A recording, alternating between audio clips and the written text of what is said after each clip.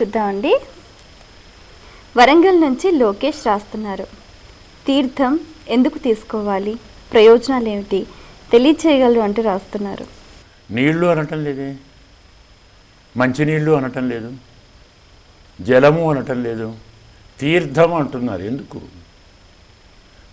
దాని అర్థమేమిటి? తీర్థమని దేన్ని అంటారు?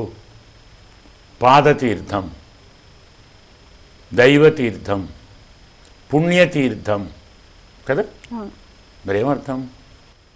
అన్ని ప్రపంచంలో ఉన్నటువంటి పవిత్రమైన అన్ని వస్తువుల కంటే పరమ పవిత్రమైంది అని అర్థం.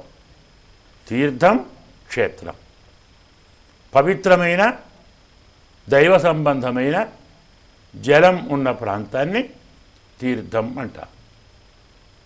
పవిత్రమైన స్వామి దైవం ఉన్న ప్రాంతాన్ని క్షేత్రం అంటారు. పుణ్యక్షేత్రం, పుణ్య తీర్థం కదా.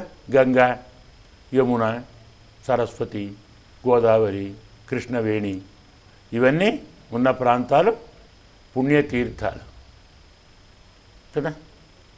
అలాగే క్షేత్రాలు ఉన్నాయి. అయోధ్య, మధుర, మాయా, కాశీ, కాంచి, అవంతిక, పూరి, ద్వారవతి, ఇంకా చాలా ఉన్నాయి క్షేత్రాలు. అయితే కొన్ని రెండు, తీర్థము క్షేత్రము. అయోధ్య ఉంది, సరయూ తీర్థం రామక్షేత్రం, మధుర కృష్ణక్షేత్రం, మాయా లాంటిది కదా. కాశీ గంగా తీర్థం, శివక్షేత్రం. కొన్ని చోట్ల రెండు ఉంటాయి, కొన్ని చోట్ల ఒకటే ఉంటుంది. పవిత్రమైనది ఆ తీర్థాన్ని మనం 3 సార్లు తీసుకుంటాం. ఈనాటి కాలంలో చాలామంది దేవాలయాలకు వెళ్ళి స్వామి దగ్గర తీర్థం తీసుకుంటారు. ఇచ్చేవారి అలసటో తీసుకుని అదో తెలియదు, కానీ ఒకేసారి 3 ఇస్తారు. తీసుకుని కూడా 3 ఇచ్చినాకనే తీసుకుంటున్నారు. చాలా తప్పు. ఏ భాగానికి ఆ భాగం ఒక్కొక్కటి తీసుకోవాలి. ఒకసారి, 2 సార్లు, 3 సార్లు. 3 సార్లు ఒకేసారి కలిపి తీసుకోవద్దు. ఒక తీర్థం సత్వగుణాన్ని, మరొక తీర్థం రజోగుణాన్ని, ఇంకో తీర్థం తమో గుణాన్ని తొలగిస్తుంది. ఆ 3కి ఆ 3 అర్థం. ఒక తీర్థం కామాన్ని, మరో తీర్థం క్రోధాన్ని, ఇంకో తీర్థం లోభాన్ని. ఈ 3ని పోగొడుతుంది.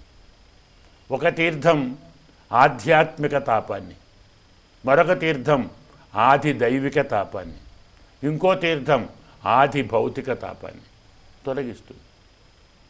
మన శరీరంలో ఉన్నటువంటి సకల అరిష్టాలను, పాపాలను. ఎందుకు? అన్ని పాపాలకు అన్ని పుణ్యాలకు మూలం ఇదే కదా. ఇక్కడే దేవతలు అందరూ ఉన్నారు, ఇక్కడే రాక్షసులు ఉన్నారు. అనుమానం ఏం లేదు. మన కథ చెప్తారు.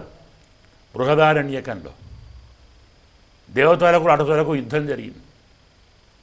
దేవతలు వాళ్ళ ధాటికి తట్టుకోలేక వచ్చి దాక్కున్నారు. ఎక్కడ దాక్కున్నారు? కంటిలో దాక్కున్నారు. అక్కడికే వచ్చారు. చెవిలో దాక్కున్నారు, అక్కడికి వచ్చారు. నాసికలో అక్కడికి వచ్చారు. అలాగే హాస్యంలో అక్కడికి వచ్చారు. మనస్సులో అక్కడికి వచ్చారు. బుద్ధిలో అక్కడికి వచ్చారు. ఇక లాభం లేక ప్రాణంలో దాక్కున్నారు. అక్కడికి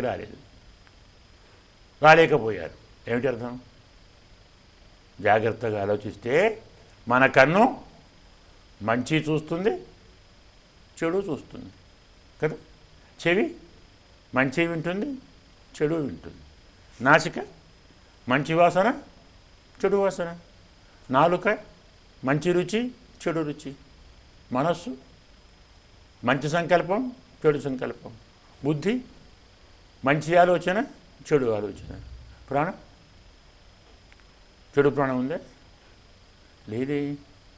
అక్కడికి రాక్షసులు రాలేదు. అంటే ఉద్దేశం ఏమిటి? స్వార్థము లేనిది ఒక్క ప్రాణమే. బాగా చూస్తే కన్నుకు విశ్రాంతి కావాలి, బాగా వింటే చెవికి కావాలి, బాగా మాట్లాడితే నోటికి కావాలి. బాగా ఆలోచిస్తే బుద్ధికి కావాలి.